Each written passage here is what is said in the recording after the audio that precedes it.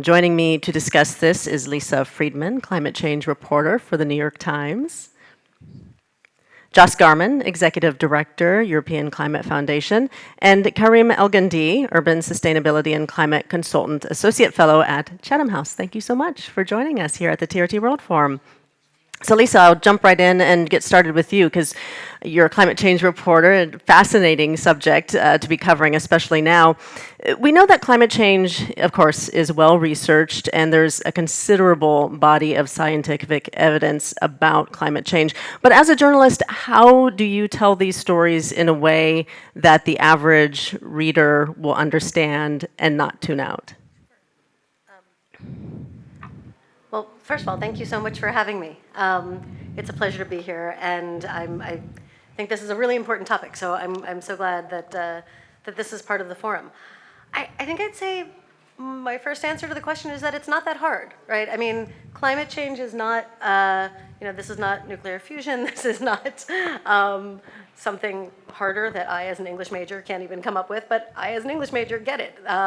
And I think that our job as journalists is to talk to scientists and also policymakers and connect the dots between climate change and what people are seeing around them every day. I think that increasingly what we hear from our readers is they get it. They see that wildfire season is lasting longer, coming earlier. They see the floods in Pakistan. They see the floods in Nigeria. They see that extreme weather events are getting worse and fiercer and stronger, and they want to know what the connections are between climate change and extreme weather events. And they want to know what they can do, and they want to know what governments can do and should do. So, I see my job as partly helping readers understand both the science and the policy. And so when there is, for example, an extreme weather event, we work with our teams who are covering, whatever it may be, floods, wildfires, hurricanes, to explain what is the impact of climate change here, what does science, increasingly the field of attribution science, is linking the impacts of climate change to specific events, and we can know how much the likelihood of something has increased or not because of climate change. And I think all of those things are very helpful to readers as they try to understand the impact of climate change on their lives. What about the 1.5 degrees that we keep hearing about? Do you think people understand that? Because the temperature change day to day of 1.5 degrees, probably people wouldn't even notice the difference. How do you explain that to people and why that's so significant? Yeah, you're right. That's a tricky one. We have done this in various ways, and just to back up, a 2-degree rise, from pre-industrial levels by the end of the century is pretty bad. 1.5 is is worse, but it's still going to. We are already at 1.1, and so what we've tried to do in different ways is both show people visually, like here's what this will mean. Here's what this 0.5 degree will mean for coral reefs. Here's what it will mean for food security, for water availability. I think that is a constant discussion with readers, and searching for ways to take a fairly complicated concept and help explain to people what 0.5 degrees can mean in their world. Mm-hmm. Joss, what kind of dialogue and cooperation should be provided between the media, NGOs, and think tanks so that they can work on a more comprehensive and effective coverage of the climate crisis? Thank you very much for having me in Turkey.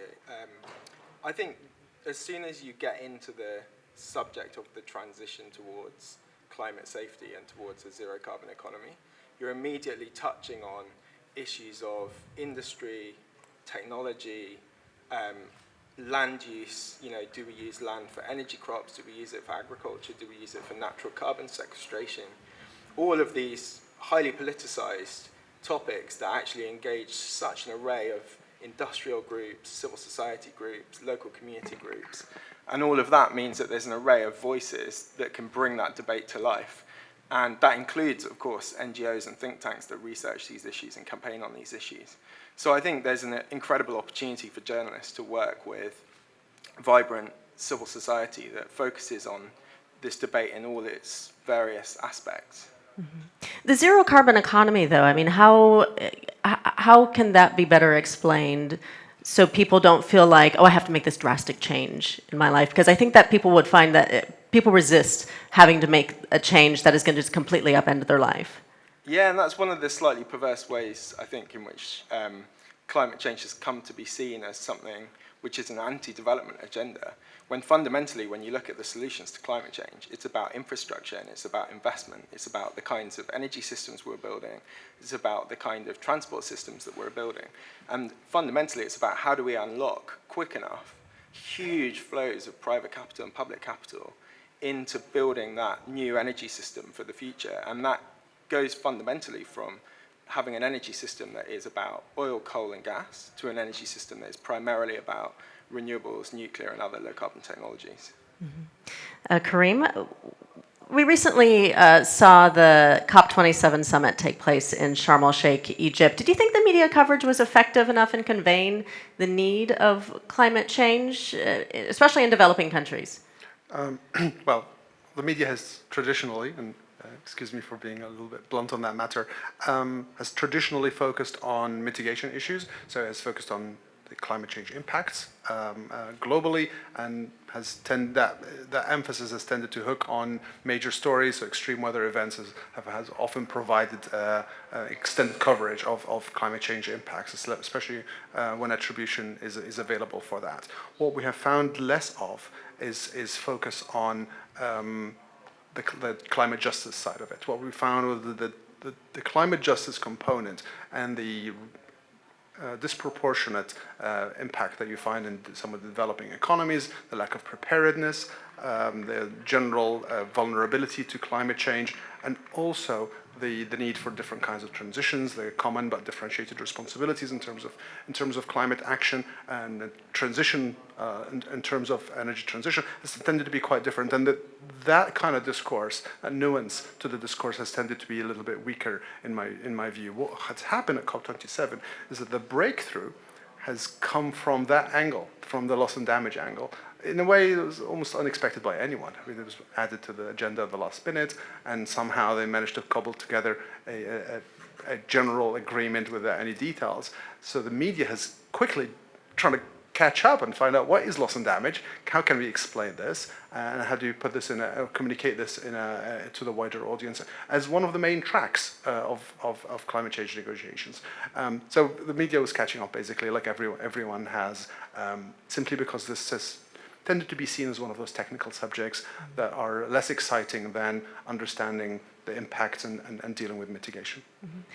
Do you think that general agreement with very few details is something that the media is able to convey to people enough, though? Because when we talk about, say, wealthier, more Western countries paying for the poorer countries that are feeling the effects of the climate crisis more seriously, Pakistan, for example, which had the horrible floods. Do you think that people are able to understand that and understand why Western countries need to pay for the poorer countries who are seeing these effects? It's not that complicated. I mean, there is a historic responsibility on developing economies for having emitted so much carbon historically. I mean, even today, Europe and North America are responsible for the vast majority, despite China being the main emitter today. But what I think we get lost is in the details. We can give an analogy. They have agreed to create a bucket. The bucket at the moment is empty. At some point, some undetermined countries are going to put money in that bucket. They haven't agreed who those countries are, and a group that is yet to be defined, called the most vulnerable countries, will receive that. How the money will be put into the bucket, how will it be drawn out of the bucket, is all unknown. At some point during this year, we will decide on that, because there is a committee that will meet twice this year and will determine all of that, and someone will ratify this the next COP. So I think it's fairly straightforward, I think, if you put it in crude terms, but because there's such a broad brush strokes, and the agreement could only happen because it's such a general agreement. So there's very little points to disagree on. Lisa, were you in Sharm el-Sheikh for COP27? I was. It was my 11th COP. Oh, interesting. One thing I'm always really curious about is the private jets. That always gets a lot of media coverage, and I think in many ways overshadows what's going on at COP27. Do you think that really people focus on that too much? Is that just overblown? This is the first conversation I've had about it. But Okay. I think that, private, everybody should be looking to minimize travel or offset travel.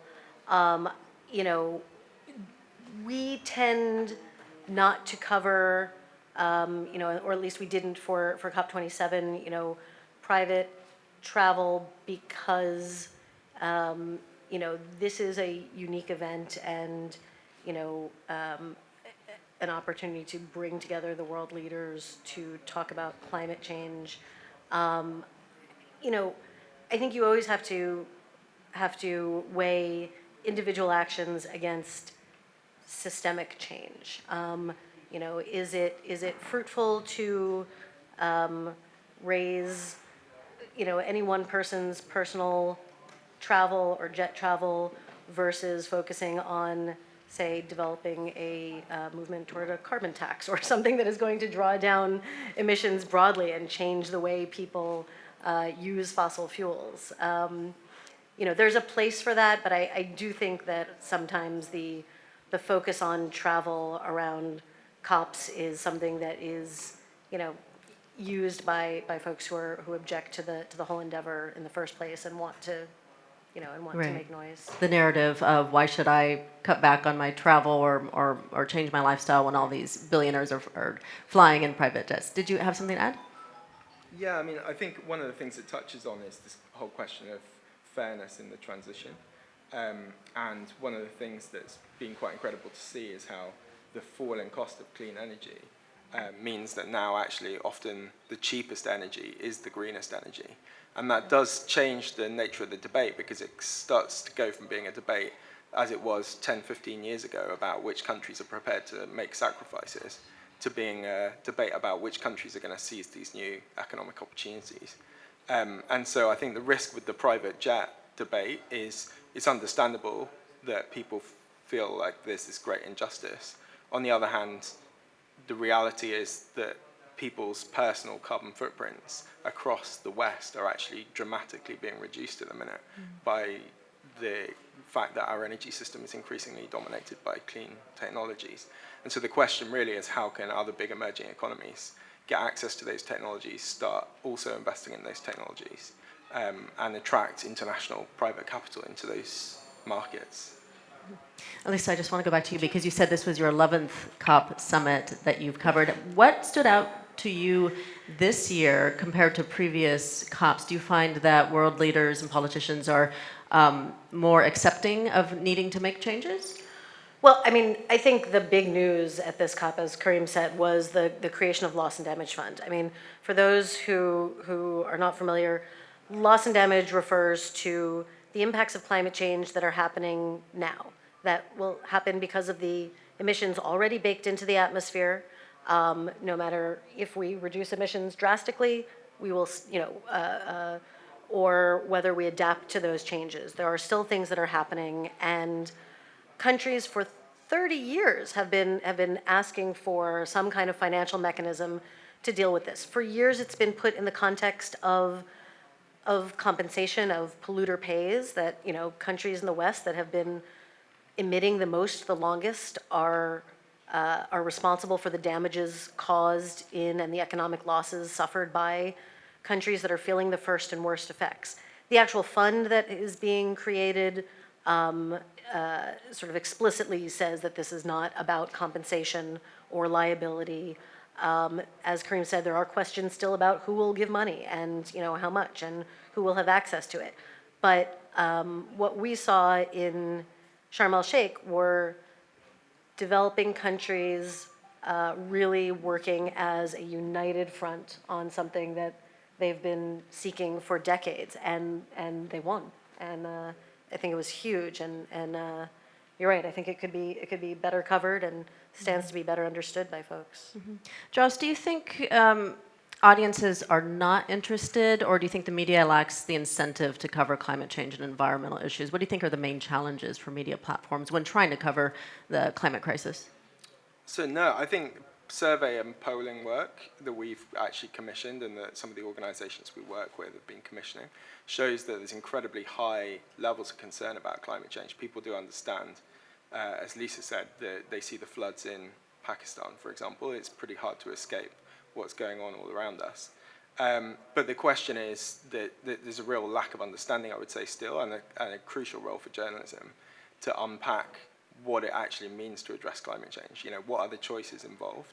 So very often the conversation will become about, for example, recycling plastic. But actually recycling plastic is not a huge part of the changes that we need to be making to build the zero-carbon society we need to get to climate safety. You know, what we need to be doing is shifting from having homes that are heated by gas to having homes that are heated by electricity, and having transport systems that are based on electricity rather than oil and gas. And those are changes that really people haven't internalized. So I see a key role for journalists in getting into what are the trade-offs, who are going to be the winners, who are going to be the losers, how is this going to impact on different countries, you know, who's going to control the critical minerals, for example, that go into electric cars. What does it mean for trade? You know, you have the US and EU talking about imposing border tariffs on highly polluting goods coming into their markets. There are all these economic questions that intersect with businesses, communities, people, essentially, and the core business of journalism is telling the stories that affect people, isn't it? Do you think the media focuses on the wrong thing sometimes? I mean, we often hear about the great garbage patch in the Pacific Ocean and the need to recycle, but should it be focusing on other issues, you think? Yeah, I think too often it's still reported as just primarily an environmental story. And of course it is an environmental story. It's going to have profound impacts on the natural world, and it is already having profound impacts, as we see, you know, in the melting Arctic and everywhere else. But fundamentally, the changes that we have to make to our economies are where this agenda really intersects with people's everyday lives. And you know, Mark Carney, the former governor of the Bank of England, talked about climate change as the tragedy of the horizons, because there's this sense that the people who are going to be impacted are people living in other places and other times, you know, in the future. But actually, this is an agenda that is increasingly about now. You know, we're seeing impacts now, we're seeing changes in our economy now. Just looking at the changes in the energy market, for example, like in my own country, less than 10 years ago, almost half of all our electricity came from coal. Today, it's less than 1% of our electricity. You know, 10 years ago, the most expensive energy that you could use to generate was wind and solar. And actually, today, that's the cheapest energy available to us. So the changes are happening so fast, and it impacts so much of society. I think there's incredible stories to be told. Mm-hmm. Karim, we know a lot of the side effects that are brought about by climate change. We've talked about the floods in Pakistan, but a lot of people in other parts of the world, when they see flooding in Pakistan, they probably think, oh, it doesn't affect me. Do you think the story of the climate crisis would be better served if the media focused more on individual stories and the commonality that people have? Say, for example, wildfires in California and compared to the wildfires in Turkey and floods in Pakistan. Here we are.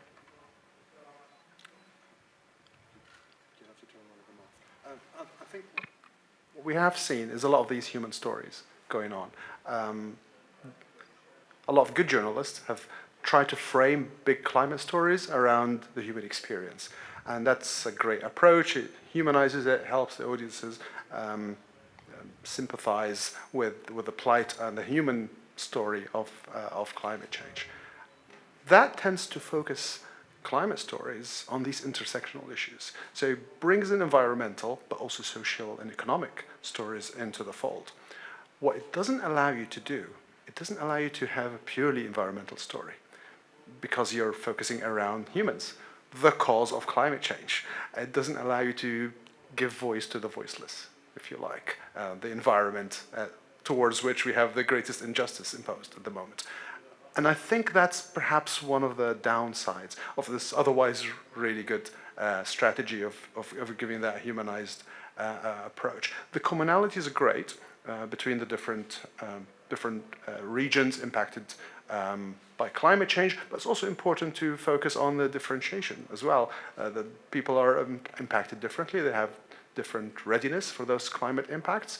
They have different responsibilities towards it, as enshrined in the different climate change agreements. And they have less ability to contribute to climate action, or differentiated abilities of contributing to climate action as well. So I think, yes, the commonalities are good in terms of saying we're all in it together, but a little bit of nuance, I think, will also help us, it'll help the media contribute to this healthy debate about how different regions of the world, different parts of the world could respond and can address this common challenge. Mm-hmm. Yeah, go ahead. I think one important thing to note is that a lot of this change is happening and has been happening for a while now. I mean, I'm proud to say that at the New York Times, we have a team, a climate team. I'm one of about 20 reporters, editors, data visualization folks who focus exclusively on climate change, and I'm not alone. I mean, I've been covering climate change since 2007, 2008.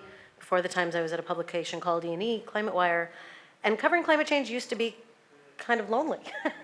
There was one person at the Times, one person at the Post, one person at the Wall Street Journal who kind of covered climate change, but mostly just covered energy. The Post now has a huge team and growing of more than 20 people. Washington Post. The Associated Press has a more than 20-person climate team that's developing. Reuters has an extraordinary number of people. Bloomberg, and so I think A, that's fantastic. The field should be crowded, and B, what it does is it allows us to tell, and our news organizations to tell, climate change in the complicated, nuanced way that it deserves, because it is not just an environment or an energy story. It's a policy story, it's a business story, it's a story about food security and water security and migration and intellectual trade law, right? I mean, and so the benefit of having, a team of people on this issue allows you to both tell the human story. One story that comes to mind for me, my colleague Samini Sengupta, who covers international climate issues, did a beautiful piece on what sea level rise means in a wealthy area of San Francisco and in a very poor area in the Philippines, right? Focusing on two families. My colleague Ben Hubbard, who it might be here in the audience today, worked on a beautiful piece about what extreme heat means in the Middle East.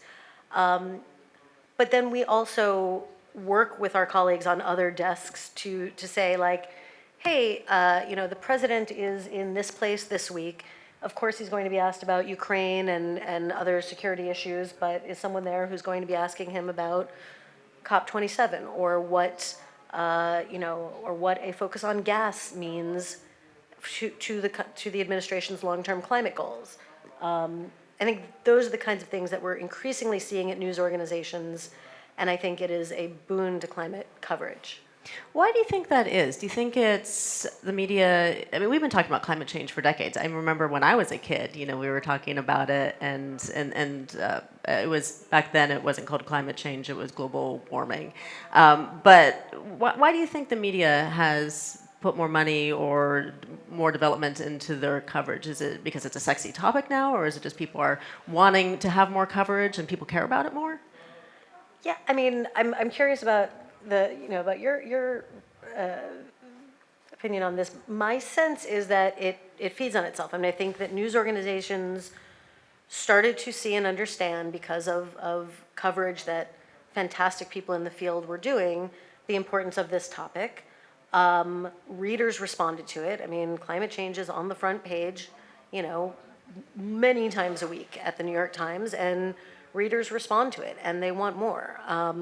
Climate Forward, the newsletter that we put out exclusively on climate change, is incredibly popular. People want to know what's happening in the world. People want to know what's happening in their country, and they want to know what they can do at home, whether it's, a change of lifestyle or also something on a grander scale? How do we organize to change our apartment's heating structure? How do we organize to, develop rooftop solar in our neighborhood? We have found that readers really care about it, and that sort of feeds our interest in covering it more. Yeah, and I would say that also there's a political aspect to this, in the sense that, as you said, we grew up with climate change in the background. And so now you have a younger generation of voters coming through for whom climate change is a top electoral issue. We see that in the US. We've seen the extent to which the president of the US has focused on this and made this a core part of his governing agenda. We've seen it in Europe with the Green Deal. You have, it became a core part of the European Commission's agenda for the last few years. So as it becomes a political issue, of course, reporters want to cover it because it's at the center of political debates, policy debates. And then that in turn, as you said, Lisa, kind of feeds itself, because then the public are more engaged with the debates. And so I only see this going one way, really.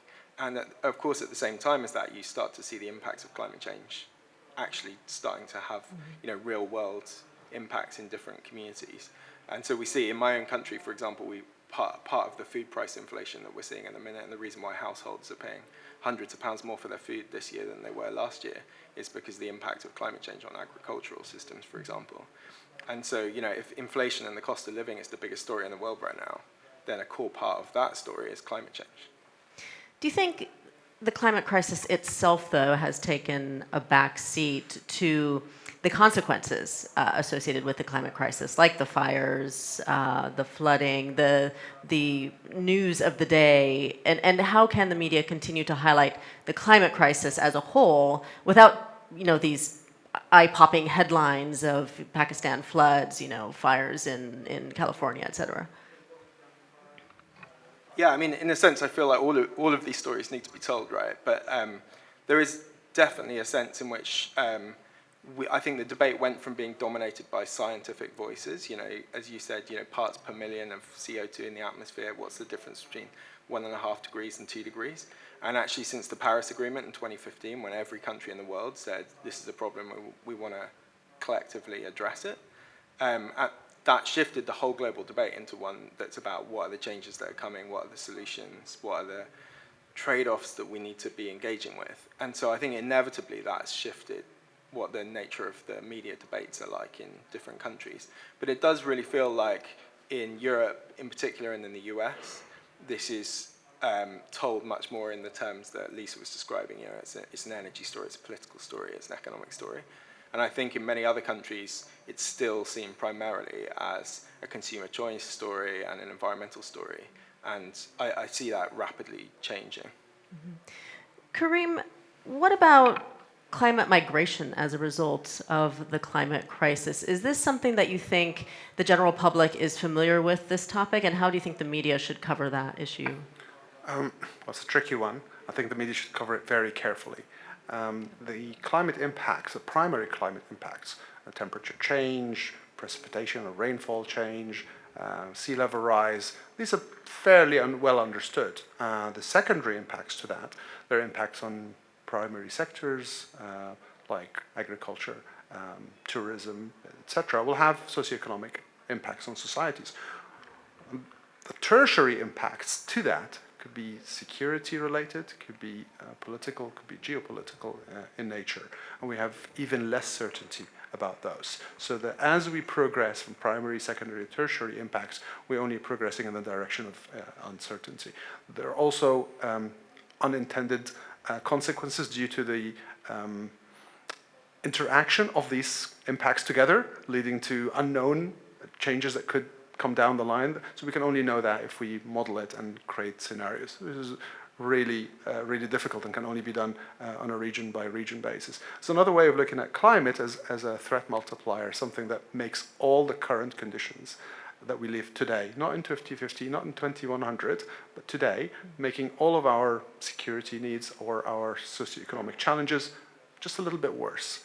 And if you look at it this way and then try and attribute one socioeconomic change, like migration, to climate change, it becomes significantly harder to do that.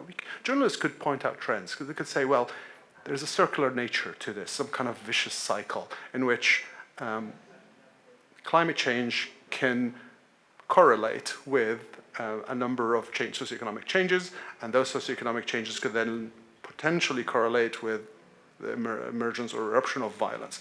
That in turn securitizes all the infrastructure, leads towards preparedness for climate change, and so on and so forth. But then to come around and say, well, that war happened because of climate change, I think that would be a dangerous thing, and I think we should steer away from that. There is no causality that has been established between climate change and war. Basically, you need a spark, you need ideology, you need something else. But you could certainly lay the ground for conflict to happen, just from climate change's primary, secondary, tertiary impacts. Could kind of create a scene that is ready to ignite. But we can't attribute it exclusively to that. Of course, this is very early days, but the science argues that there isn't causality, but there's certainly correlation between the two. Do you think we'll see more of that if the climate crisis gets worse with perhaps famine and people having to migrate to different countries because they can't grow crops or? Well, we already saw that. So the Syrian war is quite a famous example that is all over the literature, where we had seen the worst drought in 800 years in the Eastern Mediterranean. We had 800,000 people move from the villages to cities because their crops failed, because of the extended 1998 to 2012, I believe, was the drought, and it was the longest or the worst in eight centuries. 85% of all private cattle died, and 800,000, I believe, moved to cities, and to the outskirts of the cities like Hama and Daraa and Homs, and they didn't find jobs, so there was social discontent. Of course, similar things happened in neighboring countries, but there was no conflict. So you can't attribute the same dynamics to the eruption of violence, because that needs something else, in my opinion. But certainly, yes, the conditions were ripe, if you like, for something else to ignite it. What about stories on what cities are doing now? For example, different planning methods. Copenhagen famously, does a really good job with the effects of climate change. More positive stories. Should the media focus more coverage on positive stories and what is already being done? Sure. Well, all the positive stories are in cities, almost, because cities have moved away from the politics of climate change, and they're only focusing on the policies, the climate policies, and they're only focusing on climate action, be that mitigation action or adaptation action. Of course, cities sometimes in some parts of the world have their hands tied. They don't have enough powers to take out most action. They don't have the competence. They don't have the access to finance. But there's certainly a lot of coverage that can be done in terms of what they're doing on their mobility systems, what they're doing on the energy sources, how they're treating their wastewater in the most environmentally friendly way, how are they adapting to increases in stormwater. Sponge cities, for example, which have been pioneered by China, but have now found their ways in other parts of the world as well. So there's no shortage of stories coming out of cities. The cities have also lobbied together to create networks that amplify their voices and try and get themselves into the climate governance system, which is the UNFCCC framework, in which they're just observers. 70% of all emissions come from cities, but cities are observers to the whole process. So in a way, they still have to lobby to get their voice heard, despite the fact that they are quite central to our successes. Some would argue, and I'm amongst those, that cities are where climate battles were won or lost, and I think we should focus a little bit more on cities. Mm-hmm.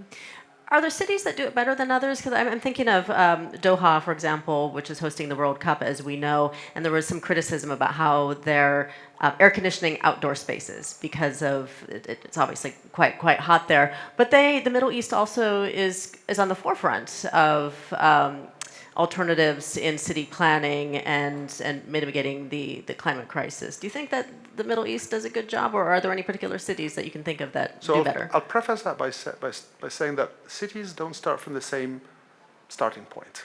Some cities have their fundamentals right, so they have good access to water, enough water, they have weather that is, or climate that is good enough, they have access to biocapacity food that is generated locally. Some cities don't have that. So when you start from that point, you have a really large footprint. Any move to improve that, commendable, but it doesn't get you to the same level in absolute terms as a city that has those fundamentals right. Now, in the Middle East, where we have population growth, we have the opportunity to create new cities. And what we have seen there is those new cities are now implementing the best planning methods possible. They're now thinking about density, thinking about public transportation, thinking about how to source their water more sustainably, which is much easier to do in new cities than it is to do in existing cities. Retrofitting existing cities is extremely difficult to turn it from unsustainable conditions into sustainable conditions. Yes, I did commend a lot of work by mayors and city administration to transition that, but comparatively doing that in new cities or planned afresh, using the knowledge that we did not have in the 1960s perhaps, now we're able to do that better with knowing how to do cities more sustainably. Lisa, how do you combat climate misinformation, climate denialism? It's something we talk about frequently. How do we phrase things in stories?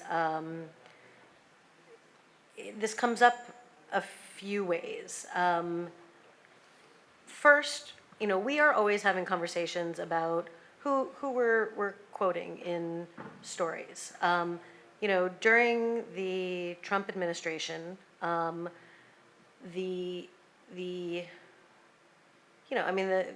of the administration were denying the science, right? So do you not quote an administration official? No, you of course you have to give them their say, but we also talked frequently about like how do we do this responsibly? You have for example, an EPA administrator that said things that were just scientifically untrue about climate change. So we would work to follow up what he said with facts, with actual facts. On a day-to-day basis, or from a story focus, we have reporters who also focus on misinformation as a beat, and how that's funded, and how we're seeing that play out. That hasn't been one of my areas, but as someone who covers this day to day, I think that a part of our job is to sort of truth squad folks on both sides, and in the case of climate denial, we are not shy about sort of explicitly putting the facts in where people say things that are factually untrue. Mm-hmm. Do you think the language matters? Because like I said, when I was a kid, we called it, my microphone? Okay, microphone's working. When I was a kid, we called it global warming, but now it's climate change, because some areas of the globe are actually getting colder. Do you think that kind of plays into the misinformation where people say, oh, well, 30 years ago they said the Earth was going to be uninhabitable in 30 years, and here we are, and actually some areas are getting colder? Sure. Who said that? I think that there's people who are willfully,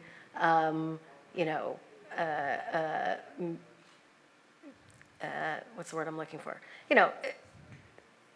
I think that folks are always searching for the right things to call scientific phenomenon. Does changing it from global warming to climate change prove to someone that what? I don't know.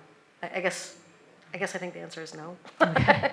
I don't think it matters. Okay. I think that I think the language change is a genuine effort to try to capture what's happening in the most accurate way, and if folks are latching onto that as proof of something, then there are folks who are never going to be convinced, and that's fine. And I think that having the discussion about the policy that follows on from acknowledging climate change is really where the focus has to be. I don't think that there's much more that I think the media has done everything, has done a lot in a very short period of time to show people what is happening, to explain the scientific facts of climate change.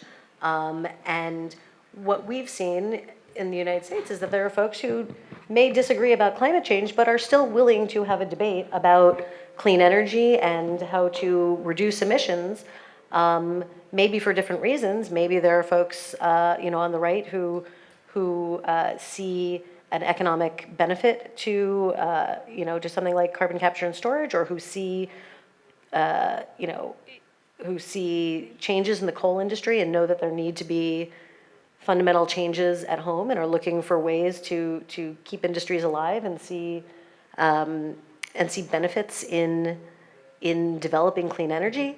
But I think that the policy areas where the focus needs to be more than sort of beating a dead horse with the science. Mm-hmm. Did you have something to add?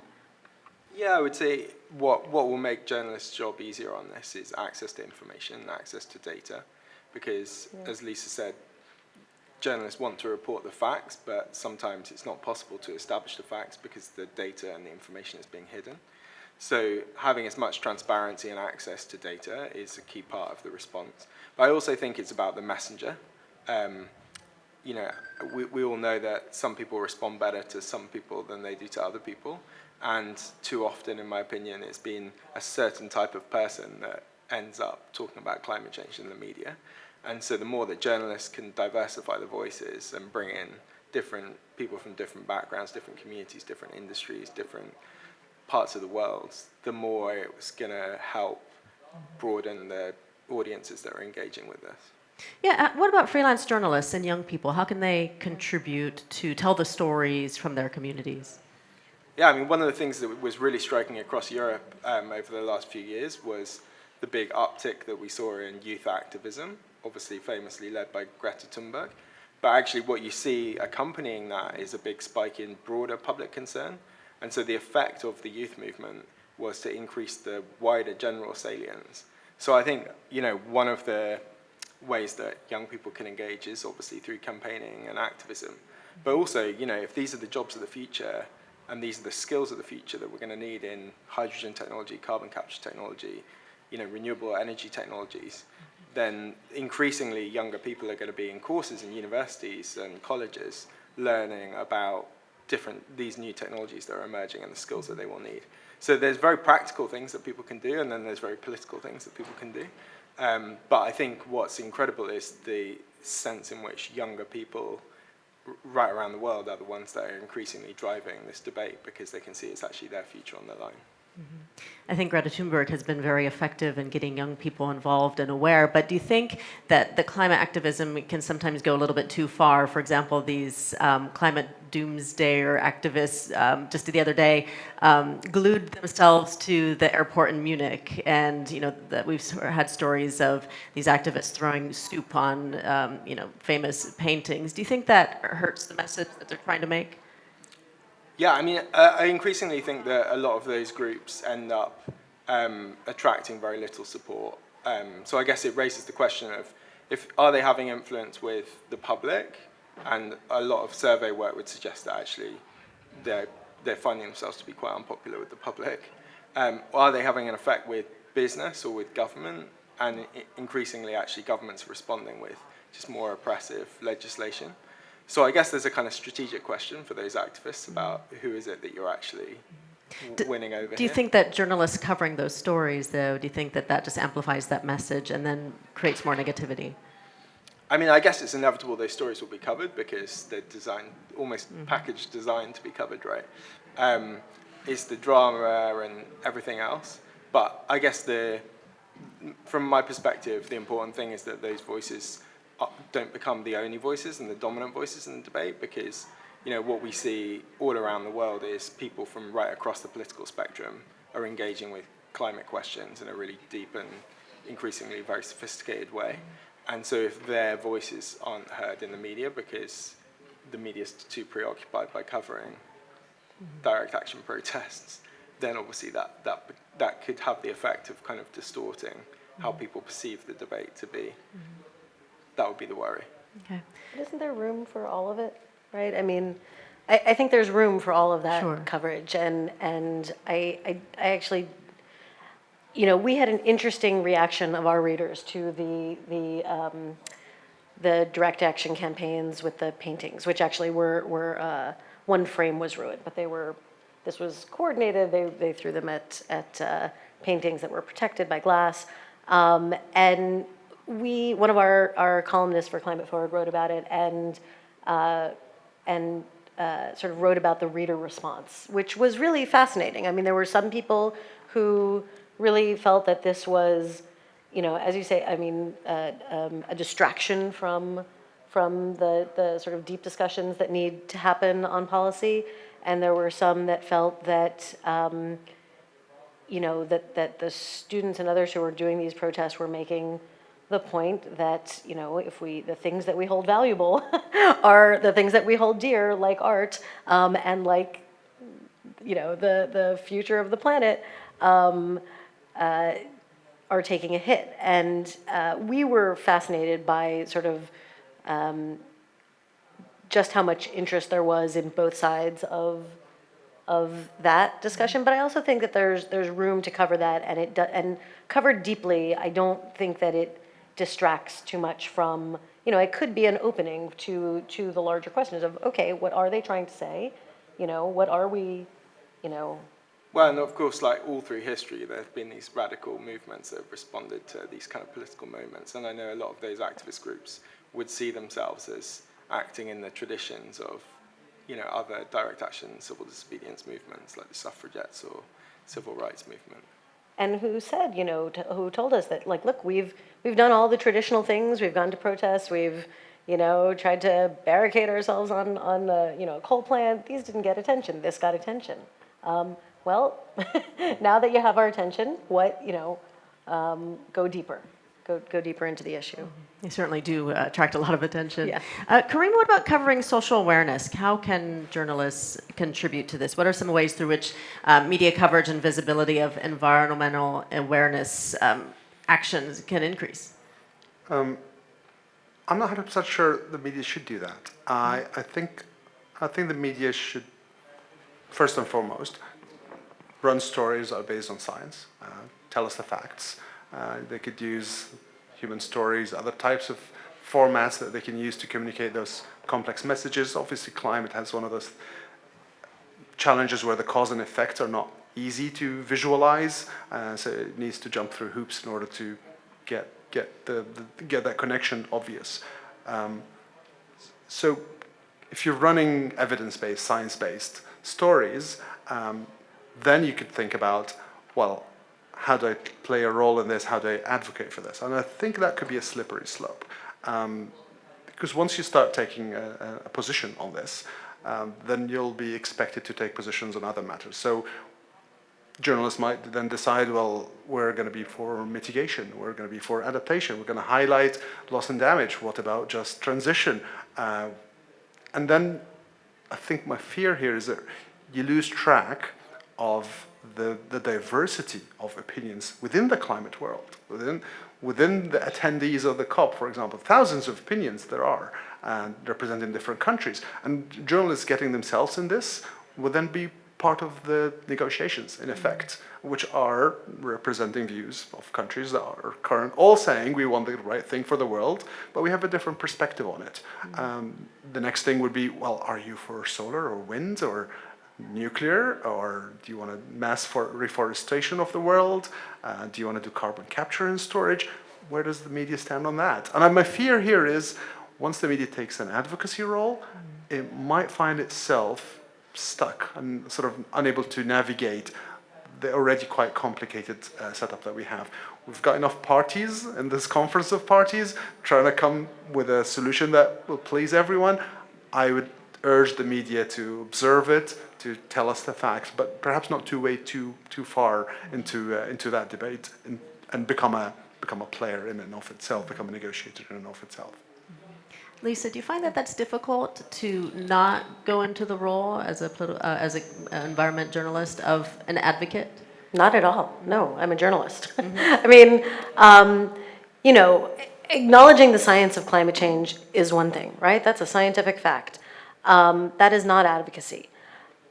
From there, the question of what we do and whether we do something, these are questions that require deeply reported stories from folks on all sides of the issue, including from the oil and gas industry, from the coal industry, the communities who depend deeply on coal and who will be directly affected by, by the energy changes we make. I mean, I think Kareem's absolutely right. I think it is not our role to take a position on the how of the energy transition, or the when, but where we are best served, and I think what we do is tell readers what the consequences are if we don't get there. That there are economic consequences to failing to address climate change, even as there may be economic consequences to the energy transition. And then covering that debate and the process deeply. I don't feel like as if journalists need to be activists in this field. I think that our role is critical in being able to talk to folks on all sides of this. Do you think there's more climate literacy now, and do you think that's because of all the media coverage? I absolutely do. I mean, in the time that I've been covering climate change, as I said, since 2008 or so, I think that not just the number of newspapers, but frankly the number of television media that's been covering climate change has really increased in an amazing way. I mean, when, it felt as if Trump's election and his withdrawal from the Paris Agreement was one of the first times we saw some deep coverage of climate change in television media, and that has really changed. I mean, I see segments on CNN frequently now about climate change. You mentioned that TRT is works on a segment on climate change. I think that maybe even more than newspapers, I hate to say, but the media that comes directly into people's homes and the ability to and obviously social media, being able to sort of choose what you want to know and learn about more easily. But I think that really that an increase in climate coverage in television media has been a huge help and made an enormous difference. Josh, what specific challenge do you think are facing journalists, while covering the climate crisis and, essential information, and how can people have better access to essential information? Yeah, so I mean, on the one hand, Lisa's right there. It's fundamentally quite simple, the science. The world is warming. It's because we're burning oil, coal, and gas, and we need to stop burning oil, coal, and gas at that pace. But once you get into the weeds of the transition, like you said, all the debates around when do you do things by, when will technologies become commercial, who will control those technologies, who will benefit, what will the associated impact be on the labor market in different places, what will be the impact on geopolitics, on trade, all these questions, then you're into really complex matters. And then you have obviously a lot of big economic interest riding on what the outcome of those debates are. And so you have interest groups that are deliberately polluting those debates, and that makes it more difficult and challenging for journalists to navigate. So I think, Lisa would be able to answer this more effectively than me because she's an actual journalist, but I would guess that it's partly about access to data and access to voices, but it's also about having access to expertise to help navigate the complexity of the details of those different debates around the transition. Kareem, what about the media coverage during the COVID-19 crisis? Is there anything that you think that the media should learn from that coverage and apply it to the climate crisis coverage? Well, we saw a great get-together created by the media coverage, where we're all in it together, literally, and there was a number of communication messages that came out that suggested that perhaps climate crisis should be treated in the same way. So there's the solidarity component, perhaps, of COVID-19, despite all the rivalries and sometimes tension that happened between countries. But all in all, there was a common cause. And we could piggyback on that, create a similar common cause that we could all rally about. The challenge here is COVID-19 was about us. Climate is partly about the environment. So we don't relate to it. Humans relate to stories about humans. We care about things that trigger our empathy and trigger our feelings, and we relate a lot to others. That might make that message less applicable in the case of an environmental story, a more environmental story. Obviously, there's a human and a societal and an economic story within that too. So I think we could certainly learn a trick or two in terms of that solidarity component. Mm-hmm. Do you think, though, because the pandemic was something that happened quickly and people expected it to be over quickly, that was something that the media was able to rally behind and have this common goal, as opposed to the climate crisis, which still has this kind of, 10 years, 20 years, like 100 years from now, we don't really know what the situation is going to be like? Well, there's the fatigue that happens with media coverage, isn't there? So we'd seen wall-to-wall coverage at the outset. It's slowed down a little bit during COVID-19. It's not too dissimilar from what happened with the Russia-Ukraine war. It was wall-to-wall coverage in almost all media outlets. There was no coverage of anything to do with climate change, as I can testify, given the lack of interest by media on the subject, and it's been communicated to me. So that fatigue is likely to happen. We've seen it in the war, we've seen it towards the end of the COVID-19 crisis, and it's very much there. I see people sometimes who don't want to talk about climate. My view is climate change should not be discussed as this very long-term issue that happens in the middle of the century or at the end of the century. It is something that has already happened. The world has warmed up 1.1 degrees already. That has locked in changes that, regardless of what we do, will happen. The reason we want to limit it to 1.5 is at that point, or beyond that point, we have 66% chance, or 1.5, we have 66% chances of success at limiting runaway climate change, dangerous climate change that feeds on itself, that goes out of control. But before that, there's a lot of climate change that is actually bad, for which we are paying loss and damage, or developed economies would be paying loss and damage. So I guess what I'm trying to say here is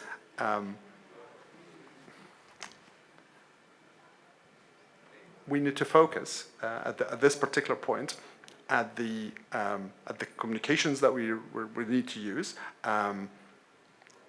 I lost my train of thought here. Come back to me. I'll jump in and say that, just to go back to your original question, how do journalists drive home to people the difference that could seem very complicated between 1.5 and 2 degrees? We talk to smart people like Karim, who puts it in a really thoughtful way like that, so that our readers can understand what a half a degree change means, or what these small incremental changes really mean. I thought that was really great. Thanks. Joss, you had something to add? Yeah, I think another thing related to that is that we learned from COVID is that actually people, in many countries at least, do listen to scientific authorities. They do recognize expertise when they see it. And ultimately, everything we know about climate change is because of the hard work of thousands of scientists working in universities all around the world. And during the COVID pandemic, that some of those voices became personalities. Suddenly there were faces associated with the science, and recognizable faces that became almost like as famous as our presidents and prime ministers. And we're not quite there yet with climate change, it's fair to say, but probably if some of those scientific voices from the climate community did receive more spotlight, maybe people would listen to them. Sorry, can I get back to Yeah. So what I was trying to say was, rather than focus on the mid-century, end-of-century issues, we need to focus on our communication on the now, on the today impacts of climate change. And I think those imminent impacts as a result of the 1.1 degrees that's already happened, and we're certainly going to hit 1.5 and overshoot that a little bit. those impacts and their intersections with socioeconomic changes, this threat multiplying component, if the media focuses on those nexuses of climate change impacts and other socioeconomic dynamics that we're currently seeing in this world, as well as the dynamics resultant from the global climate action. The world that is currently being forged at the COP and in other international multilateral meetings are remaking the world we live in. We're reforging a new global economy as we speak. Climate change plus climate action will make our world, not the world of our children and grandchildren, different. And if the media focuses on those stories, that could certainly avoid the fatigue, because there will be an interesting story every day, and it will highlight the complex nature of climate change and how it permeates in every aspect of the world. Mm-hmm. Lisa, do you see that issue of fatigue with your readers, or maybe even in the newsroom? You know, how do we keep telling this story, which we've been telling for years, and make it so people just don't get tired of it? Amazingly, not at all. Okay. And I think one of the reasons is that, I mean, this is a long-term issue. This is, the climate team is like the politics team, the metro team, this is the health team. I mean, this is an issue that is not going anywhere. We know, I think one of the earlier questions, and I hope I'm remembering this right, but, was about what happens when there's, is it hard to get the media's attention or the public's attention when there's not an eye-popping extreme weather event? There are always, and there are increasingly, eye-popping extreme weather events.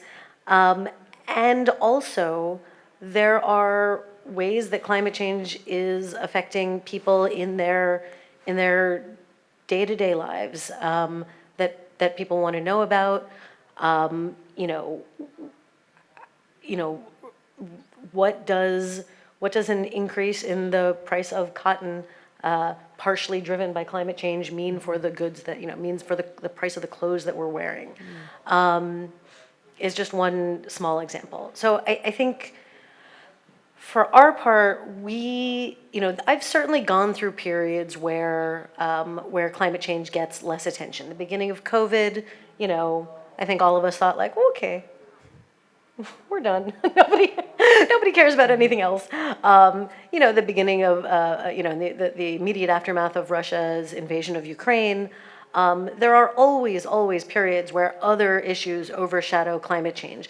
But in part because climate change is a story about everything, there are stories to be done about climate change and COVID. There are obviously Russia's invasion of Ukraine, sparked an energy crisis and raised deep questions about what that means for governments' climate commitments. So there's clearly a climate story there. Because it's a story that touches everything and is not going away anytime soon, I think that there's a lasting engagement with readers and viewers on this topic. Mm-hmm. As a journalist, has social media helped spread the message, or has that come with a very dark side effect too? Sure. I go through my own ups and downs on social media. I don't know, I'm old. I tend to use it just to post stories, but my colleagues who are younger and better at using social media. I mean, we have one thing that we've done is found new ways to tell visual stories, and that's been tremendous. I can think of one piece that we did off the bat, and this isn't a social media connection, but it was an extreme heat story that my colleague Nadia Popovich did, and you can go to your hometown city, whether it is Wayne, New Jersey for me, or Mumbai, or Istanbul, and see how the average temperatures in the year you were born and the average extreme temperature projection for currently and for the end of the century. And it really is something that puts you right there and says okay, this is, this is what climate change means where I was born. Wow, that really puts it in perspective. Yeah. Interesting. You have something to add? Just on this question of social media as well, I think one of the things you see is when you have a big development in energy and climate policy, the experts on that issue will be engaging in real time on social media, and that in turn shapes the coverage. So just to give you an example, yesterday in the UK, the government approved the first coal mine for more than 30 years. And some people were saying, oh, this is going to reduce our dependence on Russia. And then you had experts saying, well, actually, we don't get any coal from Russia. And then others were saying, oh, this will only be used for steel production. It won't be used for power generation. But then you had the steel firms coming out online and saying, well, actually, we're not going to use the coal because it's not the right sulfur content for what we need. And so that kind of like in real time social media expert input enables the story to be told, I guess, in a different way the next day in the newspapers than it would have been. Yeah, And it's also very helpful for journalists to, like, oh, this smart person is commenting on this, like, let's get in touch with him and see what else he or she has to say. Do you think, Josh, there are stories that the media isn't covering or covering in the wrong way, perhaps? I think that there are stories that are maybe undertold so far. Okay, like, you have an example? So an example would be around the trade debates that are just emerging. So, for example, you had this proposal from the EU to start imposing border tariffs on highly polluting goods coming in from outside, and now the US has picked up that proposal again. And then there are repercussions of that for, what does that mean for the World Trade Organization rules, for example? And then you have the US investing these like vast amounts of money now into clean technologies. And the effect, one of the sort of side effects of that has been that European clean tech industries are starting to relocate to the US to be able to benefit from these incentives. And that in turn is triggering potentially an economic and political reaction from the EU. So I think the field of climate as it intersects with trade is really only starting to be told as a story, and probably could become a really dominant part of the story. Because one of the things is that as most of the emissions projected to rise in the coming decade are coming from big emerging economies. And so the question for those based in the West who want to see lower emissions from those economies is, what levers do we have to influence the decisions they're making about their infrastructure and their land use and so on? And one of the levers that the West will have is around trade. Another one is around finance reforms and regulation of international capital flows. Another one will be around technology and what technology gets shared with which countries under what circumstance. So I feel like all of the levers that sit with big world powers that are not diplomatic are all going to become increasingly important to the debate, and there's going to be a whole load of stories associated with each of them that will be interesting for journalists to get into. Kareem, what about you? Are there any stories that you see the media not covering or undercovering, perhaps? The media doesn't cover developing economies as much as it covers developed economies. Certainly the coverage we saw for the drought in Europe, despite the limited human loss, was disproportionate to anything that's seen about Pakistan, for example. There's significantly more impacts over there. There is an issue with attribution science. Most of the science actually on attribution in terms of climate change leading to an extreme weather event is done mostly in developed countries, and it's much weaker just because of the resolution of the science is less in those areas. Scientists have less scientists focusing on those specific areas. So more focus on developing parts of the world and specifically on climate change impacts, the primary impacts, I think would be great. The other point I think, and it's not just because I wrote about it, it's the use of climate change and climate action, specifically climate action to advance geopolitical goals by great powers and also by regional powers in some parts of the world. There's a great use of climate diplomacy is going on, the grand strategies by the US, China, and the European Union and their infrastructure development projects, which have a huge climate component, are currently being used to advance influence and to advance agendas. And we were seeing great power competition manifesting itself through climate action. you could call that manipulation if you like. You could be a little bit cynical about it, but certainly something that needs to be discussed. So climate is a worthy cause. It's something that we all believe in, but some are using it to gain advantage. Some are using it for their own interests. So certainly something to shed a spotlight on. How do you think we can get the media to cover more of the stories from the underdeveloped countries then? More journalists in those countries, I would say, would be a great start. I think there's a new generation, what one finds, that could provide local stories.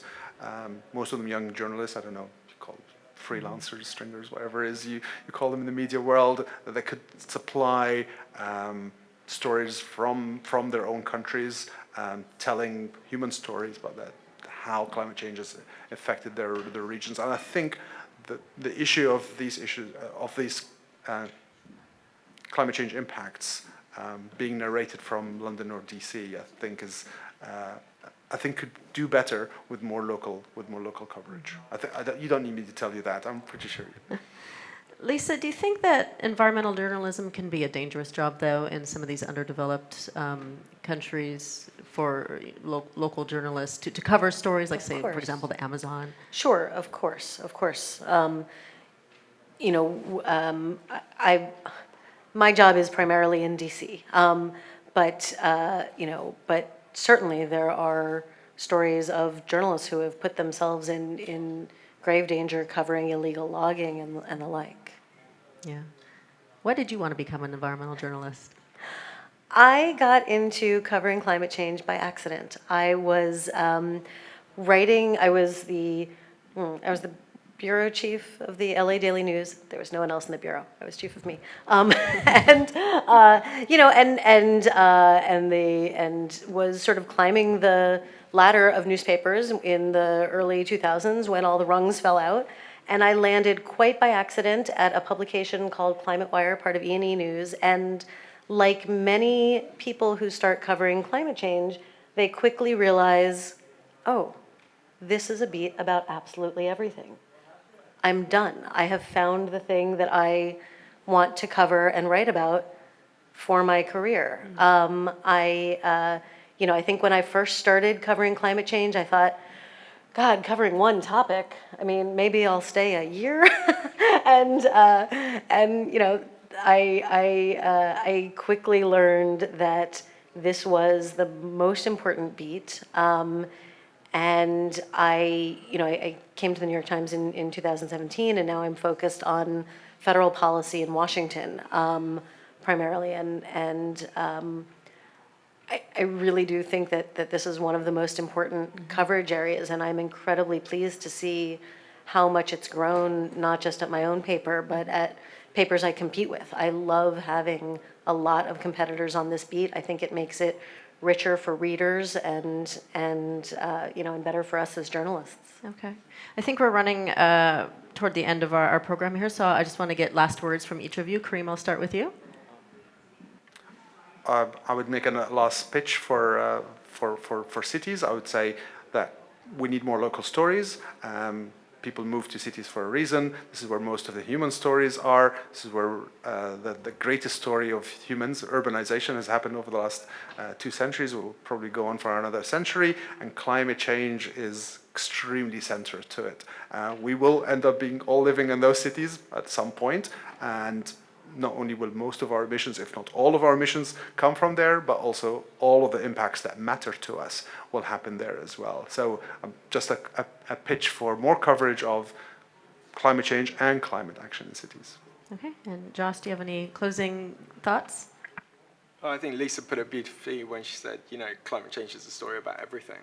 But I think fundamentally it's primarily a story about economic transformation and technology change and infrastructure change and all of the impact that has on everything to do with people living in every part of the world. So climate change is going to be one of the defining stories, I reckon, of all of our lifetimes. And so it's a great time for journalists to be getting more and more into the subject. Thanks for having me. Wonderful. And Lisa, anything else you'd like to add? Yeah, what he said. I mean, I think my pitch would be for climate journalism. If your news organization doesn't yet have climate change as a beat, or much less a group of reporters covering it, I think you can look only to major newspapers to see that this is a beat that readers want to know about. The readers are there, the engagement is there, people care, and I hope to see even more coverage of this topic. All right, wonderful. Well, thank you all so much, Lisa Friedman, Joss Garman, and Karima Elgani. Thank you so much for joining us today. Thank you.